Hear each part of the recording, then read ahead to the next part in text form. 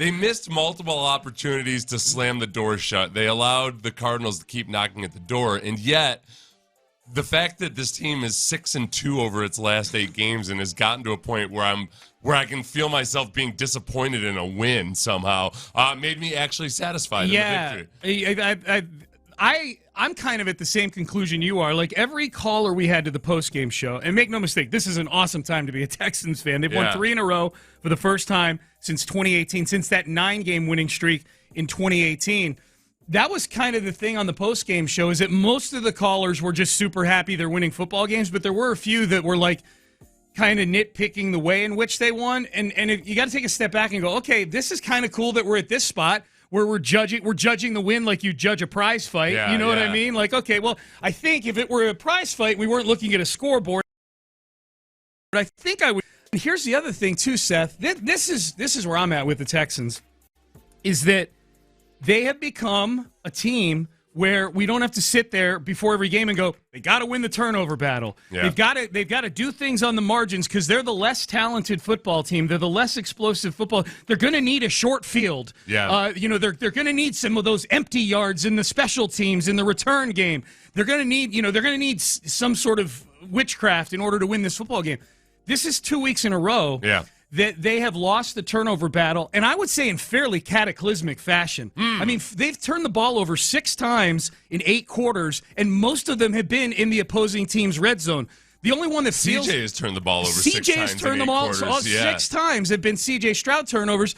The one that wasn't in enemy territory was the one that got returned to the 5-yard line at the end of the Cincinnati game last week. So these are not just turnovers. These are turnovers at horrible times, at crucial junctures in the game, and they are still finding a way to win football games. That's the type of team we have right now. Yeah, it really is a good indication. I think the team is probably better than I thought it was overall, because now at the same time, too, CJ, I mean, they jumped out to an emphatic lead in that game. I'd say for 2 weeks in a row now, they've been winning a lot of physical battles, but it hasn't been reflected on the scoreboard. So it wasn't an emphatic lead in terms of the score. It's just that they've, in the first half, looked like a dominant team. They just haven't translated it to it on the scoreboard.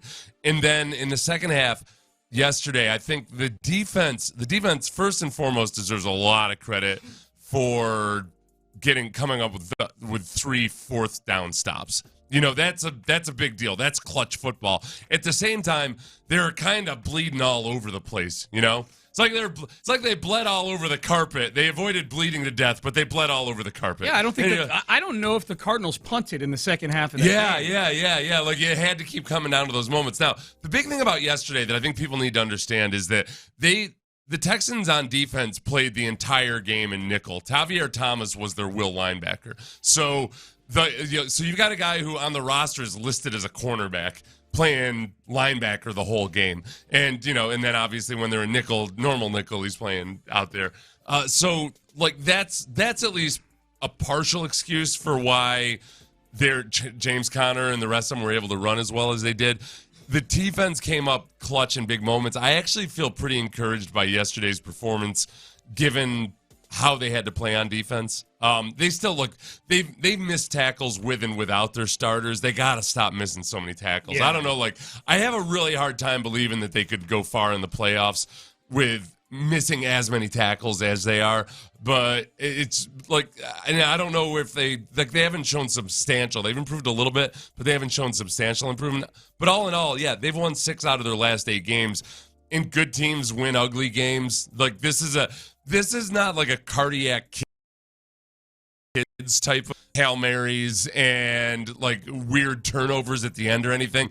I feel like we've transitioned from games that have come down to the fourth quarter due to heroics of CJ and versus some of these games have come down to the final moments of the fourth quarter based on the Texans making mistakes, which is on the silver lining is, they've gotten to the point where, okay, they're their own worst enemies. They just got to clean that up. But physically, they're winning a lot of battles. They're winning. I think the last 2 games, if you were just to watch play to play, down to down, they've clearly been the better football team against the Bengals and against the Cardinals the last 2 weeks. So They were 69% on third down yesterday, the Texans were. They converted 69% of their third downs. Like, CJ was asked about the defense picking up despite a rough day passing. Like, yeah, he had 3 rough interceptions, but otherwise, it was an awesome performance. And I don't want to just completely excuse the 3 interceptions, but it's like those don't tell the whole story of what CJ looked like yesterday. He had one of the best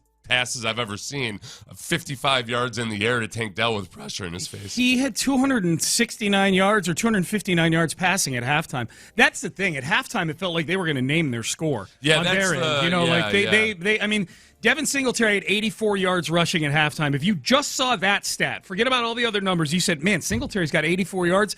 They are really dictating this game, and they're grinding it, and they are taking it to the Cardinals here. Oh, by the way, CJ had 259 yards passing to go with that 84 yards that they had on the ground. They were moving the ball. You had a bad play call by Bobby Slowick on a 4th and 2, deep in Cardinals territory, and then the pick, the first of the 3 picks, which Clint Sterner said in the postgame, that was the only one that concerned him after the game. Mm-hmm. The one where CJ was trying to get it to Nico in the back of the end zone, and the safety just read his eyes and just dropped and picked it off in the end zone. There's one thing I want to be sure of, and it's that nobody ever tries to say that Bobby Slowick isn't creative enough. Whenever you complain about an offensive coordinator being not creative enough, like, just let's look at what results the creative thinking yields in some of these short yardage situations or down in the red zone. Dude. Like, you don't need to get so damn clever on days where you're running over 5. They were running over 5 yards a carry.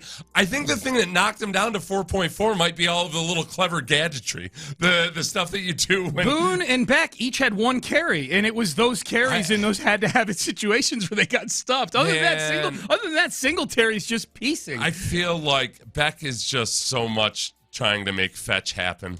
Like, it just... Why the fullback give? Why the fullback dive? I like this. Yeah. It's a running theme now. How many times has the fullback dive worked? Once out of 3 times. He scored a touchdown. He scored a touchdown with it right from like 6 inches out. Yeah, right? yeah. Anybody can give you 6 inches once.